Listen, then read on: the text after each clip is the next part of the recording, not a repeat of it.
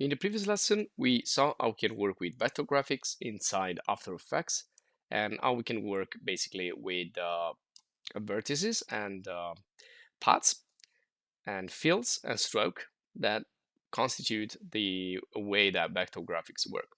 Now, these are the tools that we've used in the previous video, but we're going to continue to use them in other situations that we're going to see little by little.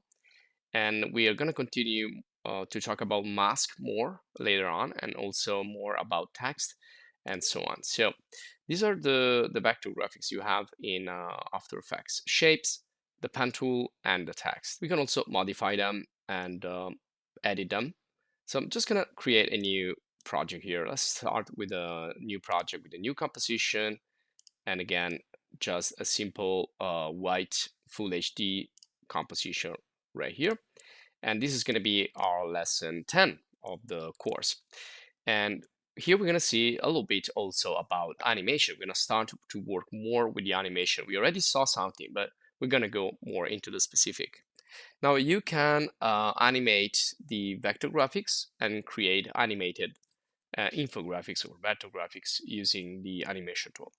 What I want to do here is create some background with a video. So I'm going to import a video file to use as a background for this. So let's use, for example, this one here, which is a nice building in Italy.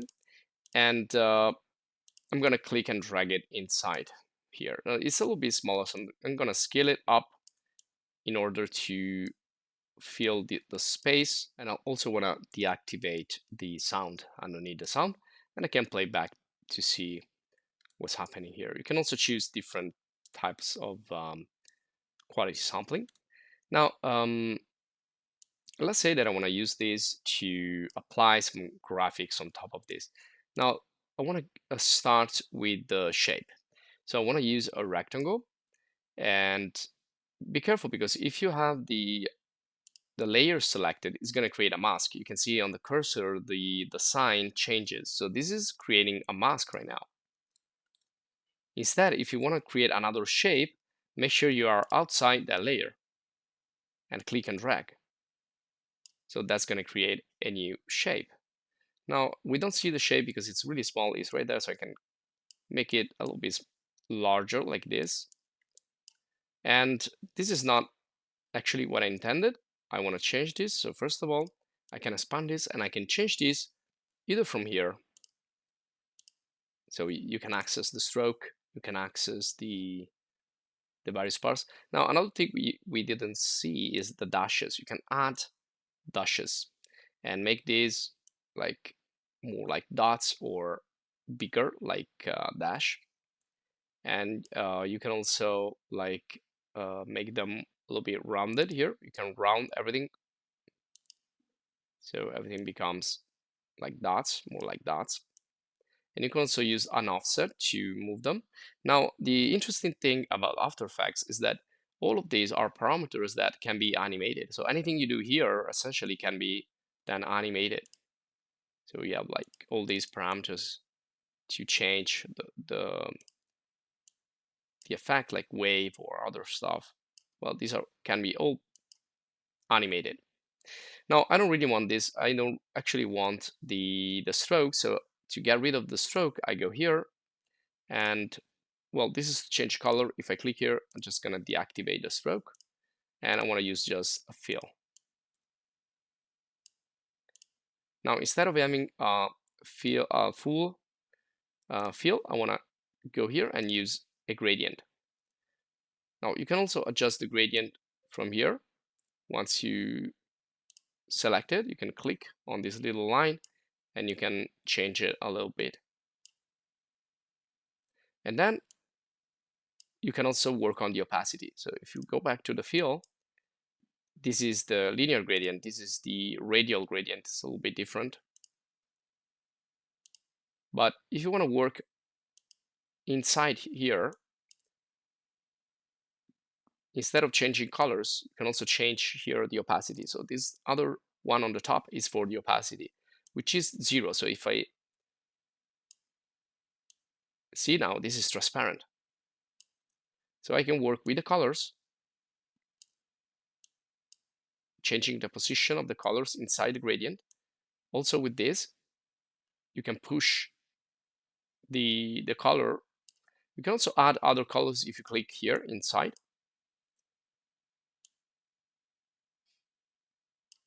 And you can also, again, add and adjust this gradient. You can also click and drag outside to delete it, or just click delete it, or you can set it with the location. And you can do the same thing with the opacity. So let's say I want the opacity only at the end and not really full opacity. I just want to decrease the opacity also here. Okay, so I want to go from 0 to like 70. And by the way, all of these can be found then inside the layer. So if you see here, you have the gradient fill. And again, all of this stuff, like the start point, the end point, these can all be animated. That's the beauty of After Effects. You can do basically anything. You can also edit the colors. You can animate the colors. And of course, the opacity. Now, first of all, I want to animate the movement. So I'll go back to the transformation, like position, scale, rotation, and I can animate those. Now be careful because you have like parameters that refer to the entire layer and other parameters that refer to the shape, for example. So for example, I wanna unlock the proportions. I wanna make this a little smaller here. And again, all of these can be animated. So what I want to do is go back here to the first frame, and then to animate the position, I need to look for, well, I can choose here. Again, I can choose to animate the rectangle or the overall transform keys right here. So let's go in the overall first. So position, now I recorded the first keyframe, but this is the recorded position. So when you work with animation, you always need to work with the space and with the time. So the time is 0 right now. The space or the position is not what is intended to be. So I'm going to click this and drag it right here outside. So I want this object or asset or layer to start outside the composition and then get inside after like maybe 1 second. So you click and drag this, hold the shift key to make it straight, and you can see that line. Now that line is showing you the pivot because the pivot right here is not inside the shape. Well, that's not so important, but look what happens here. It creates this line that represent your animation. If you don't see that line, the movement is not possible. So if I go back here and press with the spacebar, we can see now the animation. There you go. And what if we want to also animate like the opacity here? So let's turn on the opacity. Let's make this 0. And then let's place it here. Let's make this 100. And press the spacebar again. There you go. And so we starting to work with keyframes. You can see the keyframes right here and with the animation. Now, if you want a faster animation, you can push these 2 keyframes. So you can click and drag, select these 2 keyframes with the left mouse and click and make them closer. If I make them closer, the animation will be faster. If I push them further, far away, the animation will be way slower. So the keyframes represent space, they represent also time. There you go. Now it's really, really slow. We don't really want that. So I want to be a really fast animation here. And this is something, again, you see in documentaries or